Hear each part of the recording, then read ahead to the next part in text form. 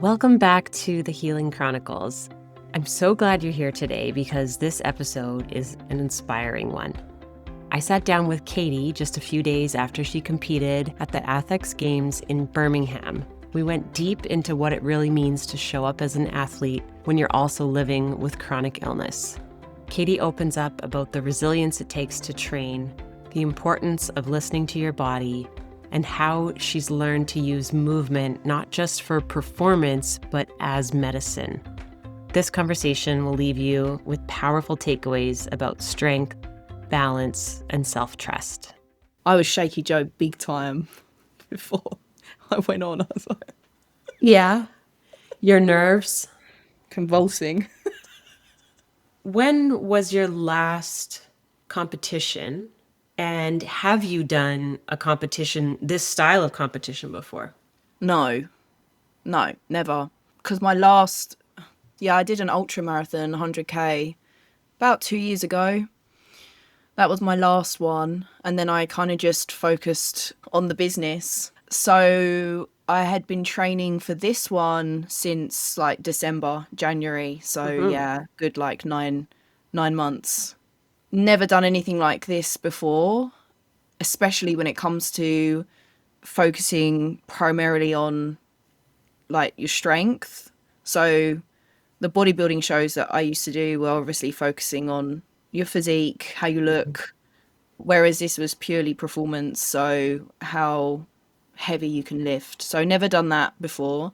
My partner, who I did it with, Steph, she has done weightlifting in the past. That's her background. So, and she had done this event last January in London. So she knew the lingo. But for ATHX Games, they changed the strength movements each year. So you could be training like specifically for your squat and for your press like I was this year. And then next year they'll do like deadlift. So it changes, but never done a competition where you focus on like strength performance and then switching it immediately into endurance and then again switching it immediately into metcon. So that in itself is a skill, and upon reflection that is 100% what I need to work on in terms of switching from like an endurance based sport like running ultra marathons to running fast in a short period of time. Yes, we trained for that, but when it comes to the crunch, you really find out how much you need to perform on the day. It's a completely different environment, adrenaline, nerves, everything. So definitely need to work on that transition. So the decision to switch gears to this sort of competition after your ultra marathon experience, like, is this like you just want to try and see how far you can push yourself, or like just trying something new just for fun, or where did that decision come from?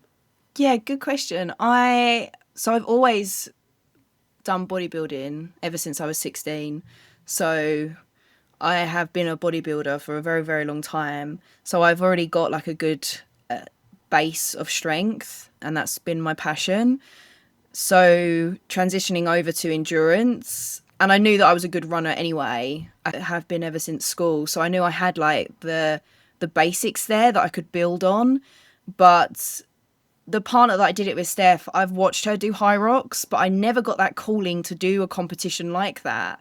So when she presented this competition to me, it kind of suited me a little bit better because there is that strength element to it, and I knew I could excel in that space, and I just love the grind.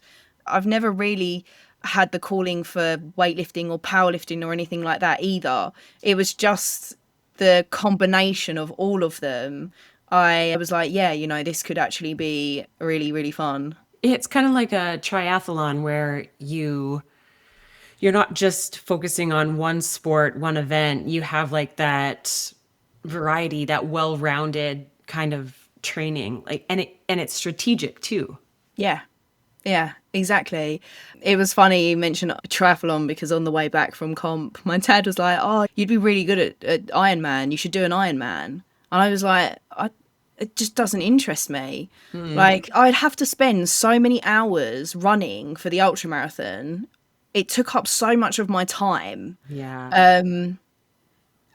like training for something like an Ironman, it doesn't have that strength element to it. Yes, you still need to resistance train to support your body in any kind of endurance training, of course.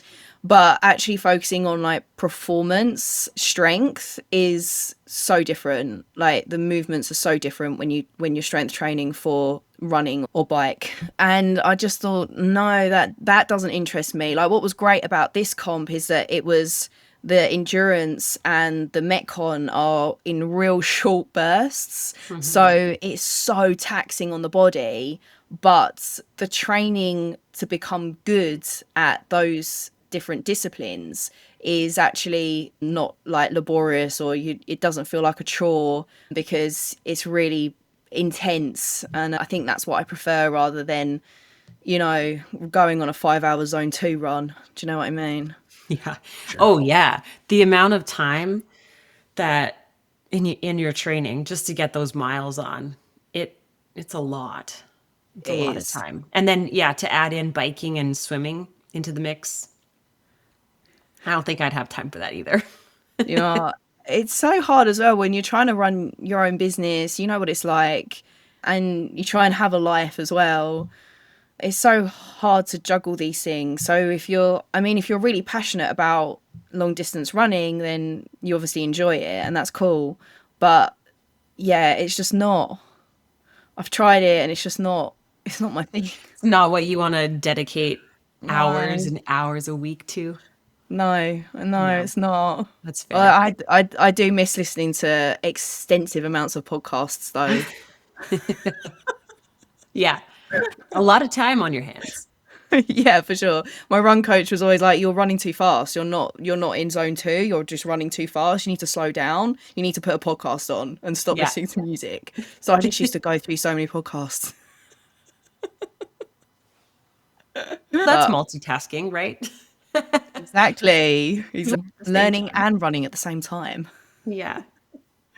So we were just talking about, before we hit record, about that, the comment that I made about not always knowing where that line is, what's appropriate to push my body and what's too far, and Mm, like how to find that balance between pushing your body and honoring your recovery. And I find personally some fear still there.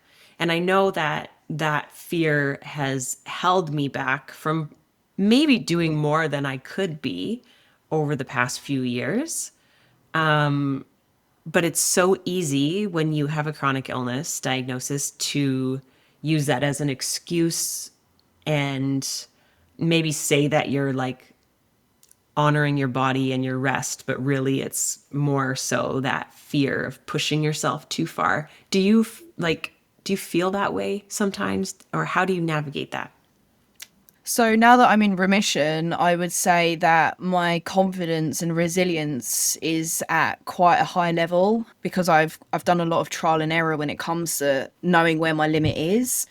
So now I can help people really narrow that time scale so they can learn and tune into their body a lot quicker than what I did. But I would say I'm in such a good place now. I know exactly how my body is going to react at different phases of prep and also how it reacts to comp because obviously you're in such a heightened state with nerves and adrenaline and the exertion that it takes out of your body. We know that digestion is not a priority in your body at that point. So I know that I'm going to have to adjust my diet for X amount of days after comp. And leading up to comp, when like I'm carbing up or whatever, I have to be quite careful as well because overloading my body with carbohydrate is also not ideal, especially when we're talking about fermentation and things like that. So I've got it down to a T now where I know, yeah, what protocol I need to take. But with that said, beforehand, so like years ago when I was navigating active Crohn's, yeah, my confidence was in the bin because I had no idea how my body was going to react on said day. It's just been a lot of trial and error, but I feel like now I've built up, like I said, such a good amount of resilience and confidence within my body. I know what works for it and what doesn't. And not that others are completely dissimilar, but a similar protocol works for anyone that suffers with gastric problems, because it's all about stress on the bowel. I think I'm pretty good with that now. Even people that don't have like digestive problems or IBD or anything, they have gastric stress, because a lot of people just don't understand that digestion is just not a priority for your body at that point. So you can't do the same thing as what you would do if you're not putting your body through that and expect the same result, because it just doesn't work that way. And that's why athletes have nutritionists to help navigate that. As well, if you're traveling a lot, that's another layer because of hydration and things like that. But I felt good, even leading into comp, and I was carbing up pretty heavy. I was in a really good place, and it showed on comp day because I got the numbers that I wanted to get. So I am pleased. There's like another layer of like satisfaction when it comes to like getting your numbers, and then also like going in and coming out of comp, not having like major flare up symptoms, not feeling so fatigued that you're just laying in bed all day because your CNS is in the bin. That in itself is such a great feeling. And again, it's just building that confidence within your body. It's like a confirmation to yourself of all the work that you've been doing over the years to build that Yeah. resilience. And Yeah. you just said something actually that sent like a shockwave through my body when you said it. You said you don't know how your body's going to respond on the day of. And I think that's where that fear lies for me, is because I've had a terrible experience with a half marathon where I started into a flare up while I was still training, and I refused to listen to my body and slow down because I had signed up for this race, and I just continued to train, and I did the race, and it was a horrible outcome, and I ended up with such severe dehydration and electrolyte imbalance that every muscle in my body just seized up afterward. I could barely walk. It was awful. And I think that's where the fear lies for me in this sort of competition setting, because when I say I'm going to do something, I want to be able to do it. And if I don't feel that my body is going to be consistent enough to know how it's going to perform on the day of, that could be such a disappointment if you're just not feeling your best and then you don't get that outcome that you're hoping for and that you've trained for and put all that work in for, right? Exactly. And it's so hard to replicate as well, because you can't ever replicate how you're going to feel in training on the day. So, to a certain extent, it is about trial and error. And I learnt this actually with the horses, because the way that a horse reacts to not only the rider's nerves, but also its own nerves when it comes to different environments and traveling. The more you take the horse to competitions, the better behaved it is, because it gets used to traveling and the environment and the nerves and how the rider feels, etc. So I could take that knowledge and kind of like shift it into a completely different discipline. So the more that you do things like this, and the more you put yourself in the position of competing, or it doesn't necessarily have to be a competition, but just pushing your body out of its comfort zone, then the more you're going to learn about it and the better protocol you can put in place to support it. So even when it came down to like the gels that I was going to take, I went through so many gels to find out what gel and what carbohydrate drink didn't trigger my Crohn's. It was insane. But I had to go through that because I wasn't going to take a gel that I didn't know how I was going to react on race day and then have a full-blown flare-up. So yeah, there is an aspect of trial and error, but trying your best to replicate how you're going to feel in a training perspective is going to set you up for really good stead when it comes to actually turning up on the day and putting in your best performance. Yeah, and I mean, you just brought up kind of the whole reason why I wanted to have this conversation about movement with chronic illness, because you don't have to necessarily be a competitive athlete to benefit from movement even despite your diagnosis. And I feel like this is such a sticky subject and a place where so many people get tripped up, because when they aren't feeling good, and especially if you're in a place of experiencing all these symptoms and then trying to get a diagnosis, trying to figure out what's wrong, you know how long that journey can be and how arduous that whole thing can be. But I think one of the things that people do when we're not feeling good is we stop moving. And that's a mistake that I made years ago. I convinced myself I was sick and I stopped moving as a result, when really movement is medicine. And for so many reasons, like we could break down every physical process in the body from the brain all the way down to the toes, why movement is beneficial. So many people stop moving when they have a chronic illness diagnosis. They absolutely do, yes. And you don't have to, I think we've spoken about this before, but you don't have to train for muscle hypertrophy or for performance. You can train to help lower inflammation in the body or gut motility or whatever. You just need to pick the right movements. And this is why I know you're speaking earlier about the app that you're using to train, but on the workout section of my app, I've broken it down into like level 1, level 2, level 3, and each level will induce a certain level of inflammation in the body. So if you are inflamed, your gym goals aren't going to be the same as if you weren't experiencing any symptoms. So it's just about learning again, like how to tune into your body and give it what it needs at that time to help it heal quicker, because as you said, movement is medicine, and these things are really going to help you from a psychological perspective, not just from a physical perspective, which I think is a huge piece of the puzzle that gets missed out, especially from medical personnel, because the dopamine that we experience and the healing power within our body is just elevated to another level when we're actually moving our body and giving it what it needs. Yeah.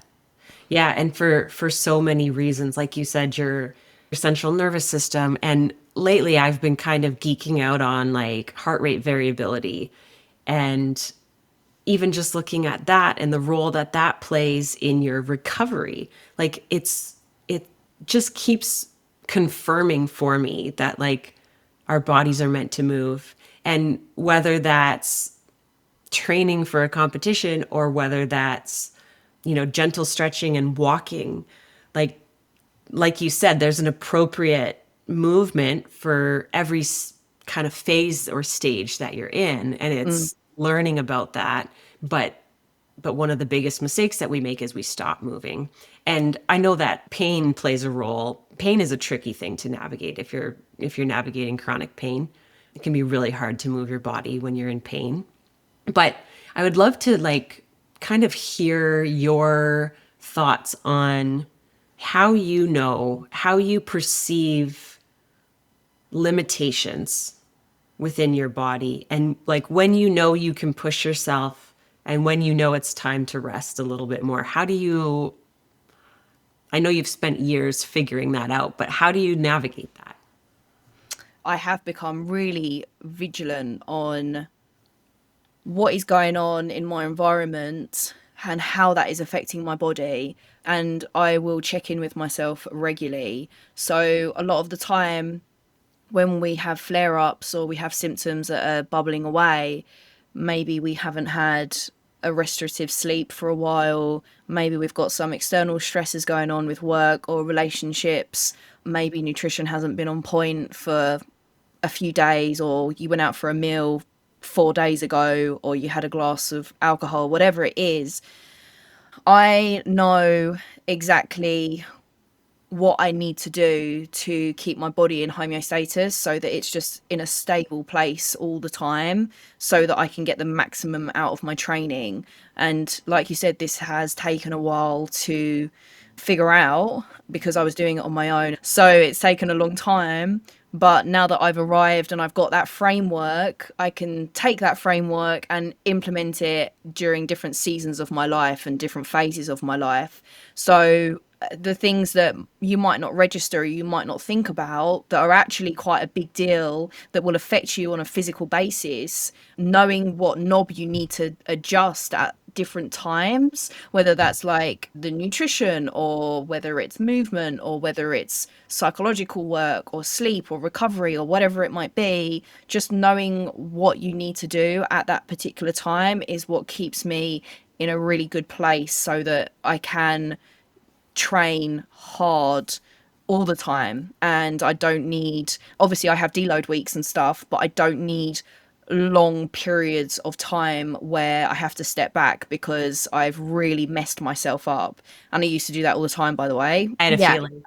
Yeah, I used to do that all the time, especially when I was competing in bodybuilding. I would just be like so ignorant to everything that I've just mentioned. And it used to get me into horrendous states.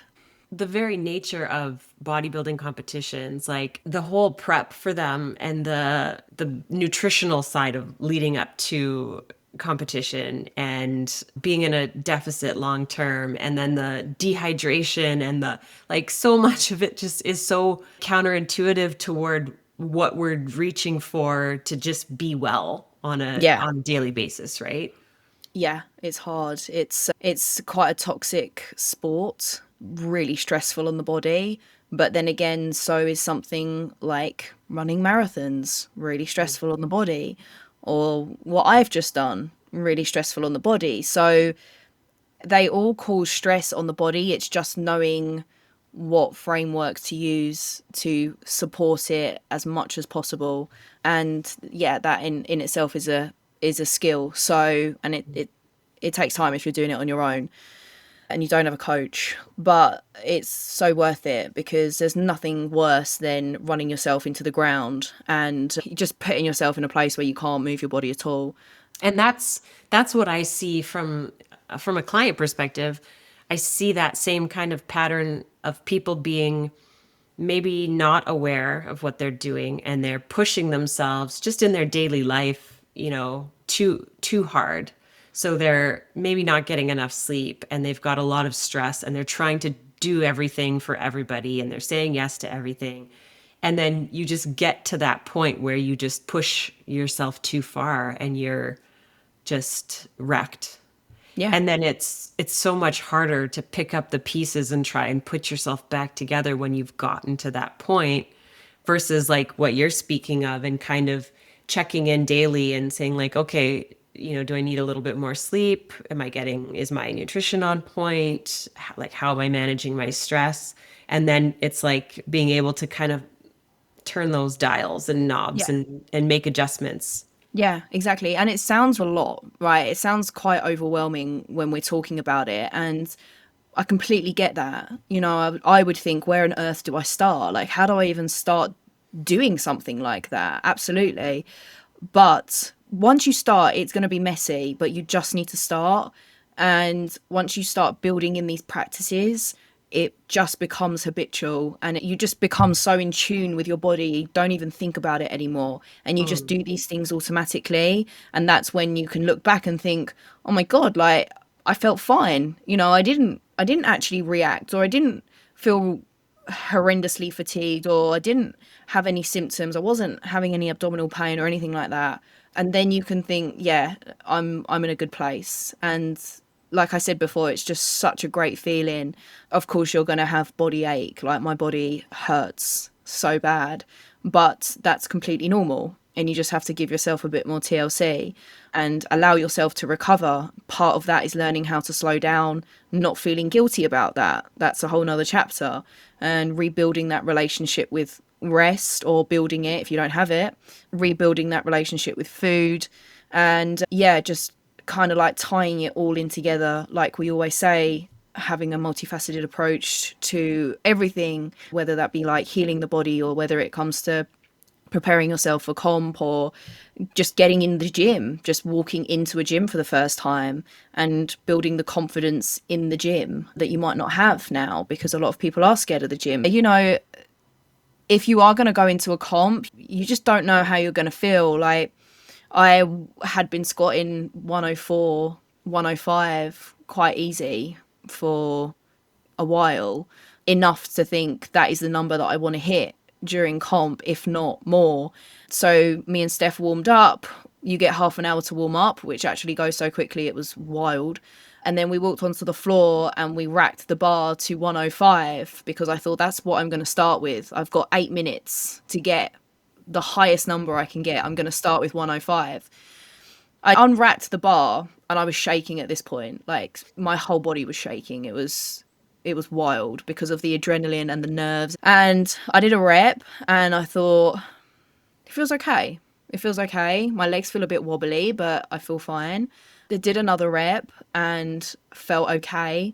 Did a third rep and oh my God, I had to grind that out as if I was like doing a 1 rep max. But I grinded it out and I was thinking at that point, holy shit, I'm not going to be able to do 2 more reps. Like I've just about got the third rep. I'm never going to get 2 more reps out of that. I had 8 minutes. So I thought, and I probably wouldn't have done this before, but I thought to myself, you need to slow down. Like you've got 8 minutes. Even if you don't put any more weight on the bar, you have 8 minutes to do this. Well, technically 4 because Steph had 4 minutes as well, but it wasn't like a 30-second countdown going on, you know? So I installed all the lessons that I'd learned when it comes to slowing down. And in that split moment, I just reset my mindset and I took 5 breaths, deep breaths with the bar still racked on my shoulders because if you put it back, you fail. And after that time, I did another rep. It was hard, but it wasn't anywhere near as hard as the third rep. And then I did the 5th rep and I got the number. If I hadn't have learned how to slow down or how to not let panic take over my mind, or if I didn't learn how to control my nerves, then I probably would have failed. I probably would have completely failed my squat. So the same goes for learning how to tune into your body and how to move it depending on what you're feeling. And it all links together. All these practices that you learn, all the knowledge that you build, it all links together to allow you to stay in remission long term, because that, for all of us that have IBD or chronic illness, is like our North Star, right? So it doesn't matter how advanced or how beginner you are, none of that matters. These practices are what matter. And you can install that into any part of your life, relationship, work, career, training. It's all the same feelings. It's just learning when to, kick them in at the right time. I love that. And it's wild what nerves and adrenaline can do to your body. Like physically, it's not just a mental thing, but like you said, the physical response in your body, your legs shaking, and knowing that this is a weight that you've lifted hundreds or thousands of times. Yeah, but it's totally different. Yeah. And that might be in the gym as well, even if you're a daily gym goer. And a lot of people put like their ego, on the front line, and maybe they go into the gym and they can't lift as much as they did the week before, and they get all stressed about it and they start hating on themselves. But it's the same thing, right? It's just in a different environment, because that's going to cause more stress on your body. So just having some self-compassion and learning to slow down and just tuning into your body is such a big thing that gets missed. Yeah, because so many people, I think, kind of picture progress as being linear. They want to start here and they want to go up here, and they don't realize that there's so many ebbs and flows along the way, and that you could have a shit week at the gym and just feel like terrible, and like I feel weak, I feel tired, frustrated, but then the next week is a new week, and you it's smash how it goes. Yeah. So it's everything that we do in life has its own little journey and experience. So you just have to enjoy them all and learn from all of them. Okay, so walk us, what was the next lift? You did your squat? I did my squat, and then we went straight into strict military press with a barbell standing. no jerk allowed, 10 reps. So I really wanted to get 40 kilo, but I didn't want to go in with 40. So this was the predicament I had. I didn't want to go in at 40 kilo, and I was only getting 9.5 reps at home. So I didn't want to go in 40 kilo thinking, oh, you know, the adrenaline might get me through so I can get the 10 reps. I wanted to get something in the bag, because if I did 38, which I knew I could do quite easy, I've got 38 on the board. And if I could get 40, great, bonus. If you failed at 40, you don't get anything for that. I wouldn't have got anything. And Yeah. the likelihood of me then getting 38 from fatigue was maybe I couldn't have got it. Didn't want to take the risk, basically. So, yeah, the 8 minutes started. I went straight into 38. I got that. And then on like the 7th minute, so we had like a minute left, we racked it to 40 and I failed on rep 8. Yeah.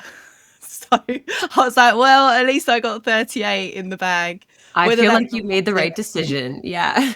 yeah, whether that was a mindset thing, I don't know. Maybe I thought maybe I could have grinded it out. I don't know. But then it was very, again, strategy comes in huge here, because for the Metcon, I needed to do 40 burpees. Didn't want to exhaust my shoulders for the 40 burpees Mm-hmm. and the 30 kilo sandbag hoik up from the floor onto the shoulder. So it was very much like I just didn't want to exhaust my shoulders to the point of no return. Yeah. The arms. Yeah, you know, and we had 40 thrusters to do as well. So I was really pleased with 38. It's just wild how that 2 kg really changes things. Yeah. So I'm going to try and get 40 kilo now the next time I train. That's your goal. That is my goal. Not in a competition standpoint or anything, just at home. I need to get this. Yeah. Yeah. I must get it. And then after the strength finished, we went straight into endurance. So it was a 12-minute run as fast as you can. And then, so Steph was doing 12 minutes on the C2 bike whilst I was doing the 12-minute run.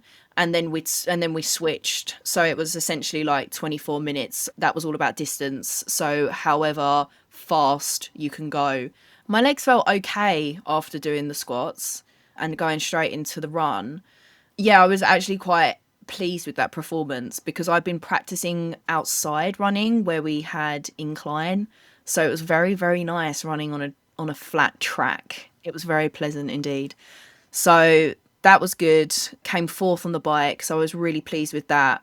It was just, we had 30 minutes to refuel after that with like carb gels and carb drinks, and then we had to do the Metcon. So the Metcon was probably the hardest discipline that we had that day. Again, nerves, fatigue. We didn't know how our body was going to react, even though we'd been doing comp run-throughs every single week for the past month. Completely different environment. And yeah, we were just knackered at this point, really depleted. So it was, yeah, we had to pull it out the bag. We were like a minute and a half over our usual time, which was a bit disappointing. But I mean, we were really, really pleased with how we performed for the whole day, considering it was the first time we'd done it together. So yeah, it was fun. And how many people competed in the weekend? Yeah, good question. It was actually really well organized. So everyone had their own time slot. In our age group, across the whole comp, there was 1,500 people. Wow. But that's just for our age group. And then I think there was like 3 or 4 age groups. Maybe 3. Yeah, maybe 3. So I don't know. Because there were a lot of people there, wasn't there? It must have been, yeah, the environment must have been just crazy to have just Yeah. hundreds of people all competing at the same time. Yeah, it was. I'd love to actually find out, but it felt like there were like 1,000 people across the whole day. But yeah, I don't know. they actually add your numbers up. So they add your ages up, and that's what makes your age group. And we were 1 year out from being bumped up to the older age group. Oh, And my shoot. partner Steph was like, God damn it, why are you so young? Yeah. I mean, I'm not young, You but guys could have dominated if you were in the next yeah, if age we were group. in the age group above, that would have been like, that would have been great. But yeah, we were in with like the 20-year-olds. So sorry, Steph. Next year, though, we will be bumped up to Yeah. the There older you age go. group. So we'll see what happens. But yeah, we're just gonna like regroup now and focus on training, ready for the next year. What would you say is your biggest takeaway from this experience? Oh, I think that I actually got really emotional. I actually got really emotional when I was on the bike, which was really not a good time. But Okay. I was like, don't get emotional now. What are you doing? I still have so much to do. And I was just saying to myself, I am so proud of you. Like, I'm so proud of Oh, you for how well you're doing. So I think like my main takeaway would be just to acknowledge that, and acknowledge that all the hard work that I put in to that for that one day just completely paid off. And to be so utterly proud of that is just so heartwarming and fulfilling.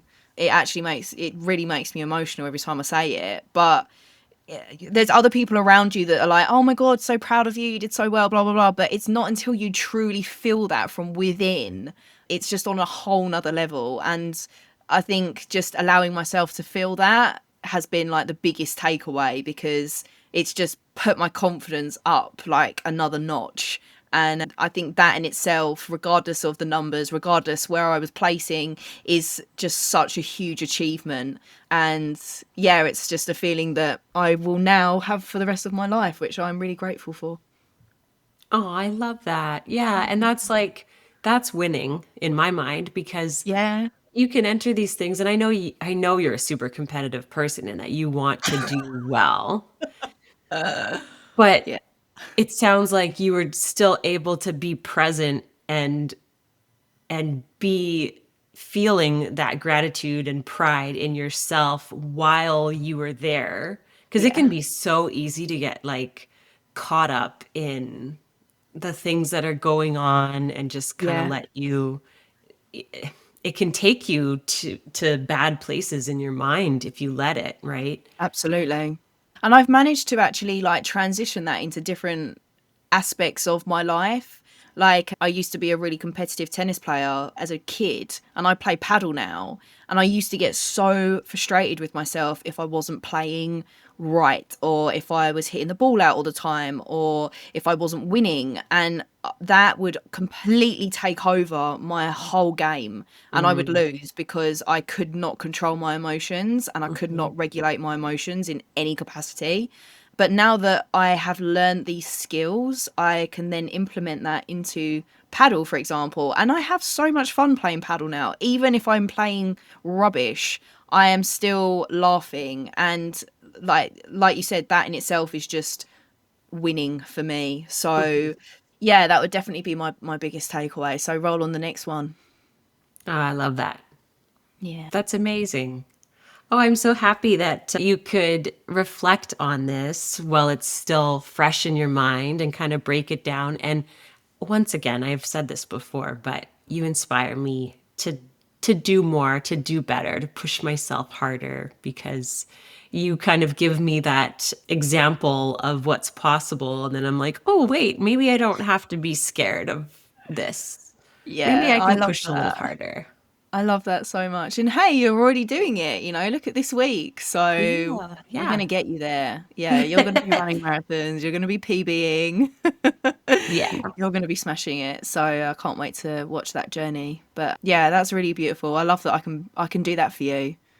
Yeah, I think and I think the fact that we are speaking about this to our community of listeners, people that have chronic illness, I just think that's everything, because when I was struggling with my illness, nobody was saying that. No one was saying these things. No one was saying you can have a diagnosis and still do the activities you love. You can still be competitive. You can still run. You can still push yourself in the gym and have goals. You're not just written off, and I think that that's just everything. People need to hear that. Absolutely. It's so true.